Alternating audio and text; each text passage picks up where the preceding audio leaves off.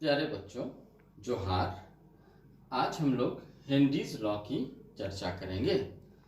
Henry's law को हम लोग इस प्रकार स्टेट कर सकते हैं यानी व्यक्त कर सकते हैं कि at a given temperature the mass of a gas dissolved per unit volume of the solvent is directly proportional to its pressure when the gas is in equilibrium with the solution। यानी कि यदि m gas का मास हो और p उसका pressure हो तो m is directly proportional to p। इस प्रोपोर्शनलिटी का साइन को हटाने के लिए हम लोग क्या करते हैं, एक स्थिरांक डालते हैं। तो m इज इक्वल टू के पी, जहां k को हम लोग प्रोपोर्शनलिटी कांस्टेंट कहते हैं।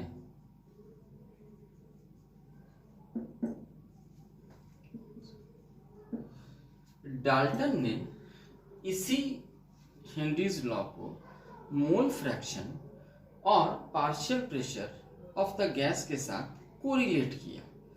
डाल्टन के अनुसार mole fraction of the gas is directly proportional to the partial pressure of the gas over the solution। यानी कि यदि x मेरा मोल फ्रैक्शन है गैस का और p मेरा पार्शियल प्रेशर है गैस का, तो x समानुपाती यानी कि डायरेक्टली प्रोपोर्शनल होगा partial pressure of the gas, और x is equal to k dash into p, यानी कि k डैश जो होगा वो यहाँ प्रोपोर्शनलिटी कांस्टेंट होगा, और P बराबर 1/k डैश गुने x और P बराबर KH इंटू x। इस KH को हम लोग कहते हैं हेनरीज स्थिरांक या नहीं तो हेनरीज कांस्टेंट।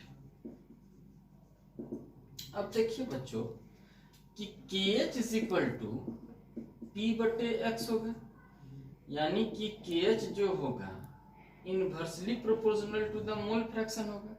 तो यदि कोई गैस का KH का मान अधिक होगा तो वो गैस घुलनशील कम होगा, और यदि KH का मान कम होगा तो वो गैस अधिक घुलनशील होगा। और एक चीज है, KH जो है वो टेम्परेचर पर डिपेंडेंट होता है। KH directly proportional to T होता है। जैसे जैसे ताप बढ़ती है यानी कि टेम्परेचर बढ़ती है, हेनरीज कांस्टेंट अलग अलग गैसों का अलग अलग वैल्यू शो करती है और वो बढ़ती भी है।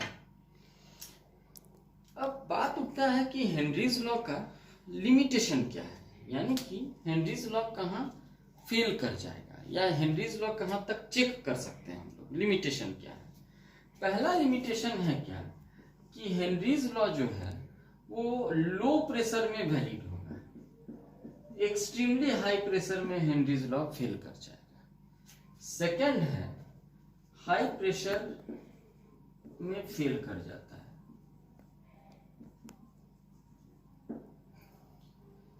लो प्रेशर में वैलिड है। सेकंड जो होगा वो है कि extremely low temperature, extremely low temperature पर हेनरीज लॉ फेल करता है। तीसरा है कि गैस जो है वो केमिकली रिएक्ट ना करे सॉल्वेंट के साथ। Gas chemically not reacts in solvent.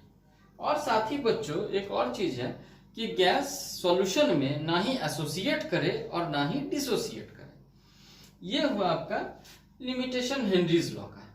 अब हम लोग नेक्स्ट जो टॉपिक है हेनरीज लॉ में, वो हम लोग जाएंगे कि हेनरीज लॉ का एप्लीकेशन कहाँ है। तो हेनरीज लॉ का एप्लीकेशन में पहला एप्लीकेशन जो होगा हेनरीज लॉ का वो होता है स्कूबा डाइविंग में। स्कूबा डाइविंग को हम लोग डीप सी डाइविंग कहते हैं। डीप सी डाइविंग में जो तैराक है वो बहुत ही नीचे जाता है, डीप इन द सी जाता है। अब बात उठता है कि वो तैराक अगर सिर्फ ऑक्सीजन सिलेंडर में ऑक्सीजन गैस कैरी करे तो जैसे वो नीचे जाते रहेगा तो उस पर प्रेशर बिल्ड होगा, तो बहुत ज्यादा से ज्यादा ऑक्सीजन उसके ब्लड में डिसॉल्व करेंगे। जैसे ब्लड में ऑक्सीजन उसमें डिसॉल्व करेंगे तो उसका एबिलिटी जो है वो बढ़ जाता है, काम करने का, ब्रेन का फंक्शनिंग भी बढ़ जाता है। लेकिन जैसे वो तैराक नीचे से ऊपर आएगा तो सडनली प्रेशर का रिलीज होगा, और सडनली प्रेशर रिलीज होने से क्या हो जाएगा कि उसका जो डिजॉल्व ऑक्सीजन था उसका टेंडेंसी होगा डिजॉल्व ऑक्सीजन का तुरंत बाहर निकलने का।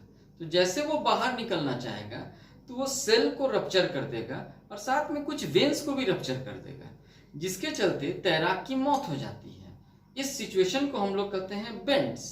इस बेंड्स को मिनिमाइज करने के लिए हम लोग प्योर ऑक्सीजन सिलेंडर में नहीं डालते हैं, उस ऑक्सीजन के साथ हम लोग नाइट्रोजन और हीलियम मिला के सिलेंडर में डाला जाता है ताकि बेंड्स की प्रोबेबिलिटी घट जाए।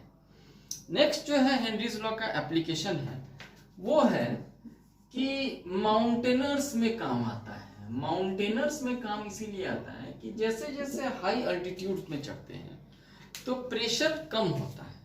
तो प्रेशर जैसे कम होता है तो प्रेशर कम होने के चलते क्या होगा, ऑक्सीजन की सॉल्युबिलिटी ब्लड में घट जाएगी। ऑक्सीजन की सॉल्युबिलिटी ब्लड में घट जाने से क्या होगा कि दिमाग में सोचने की क्षमता घट जाएगी। जो माउंटेनर है उसका दिमाग भारीपन लगेगा, सर में भारीपन आएगा, उसको सर दर्द हो सकता है, उसको वॉमिटिंग भी लग सकता है।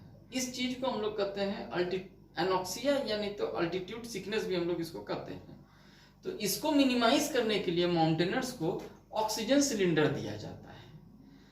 तीसरा जो है हेनरीज लॉ का जो मैंने हम लोग यूज करते हैं वो है सॉफ्ट ड्रिंक बनाना, यानी कि कार्बोनेटेड बिवरेजेस बनाना। जैसे कि कोल्ड ड्रिंक्स हम लोग पीते हैं तो वो कोल्ड ड्रिंक्स बनाने में काम आता है। कोल्ड ड्रिंक्स में कंप्रेस्ड CO2 रहता है वाटर में, तो उसमें हेनरीज लॉ की एप्लीकेशन होता है। तो प्यारे बच्चों, आज हम लोगों ने हेनरीज लॉ क्या होता है, हेनरीज लॉ का विस्तारी पूर्वक डाल्टन्स के द्वारा बताया गया। नेक्स्ट हेनरीज लॉ का लिमिटेशन क्या है और हेनरीज लॉ का यूज क्या है, यहीं तक आज हम लोग रखते हैं बच्चों। अगला वीडियो अगले दिन होगी। नमस्कार।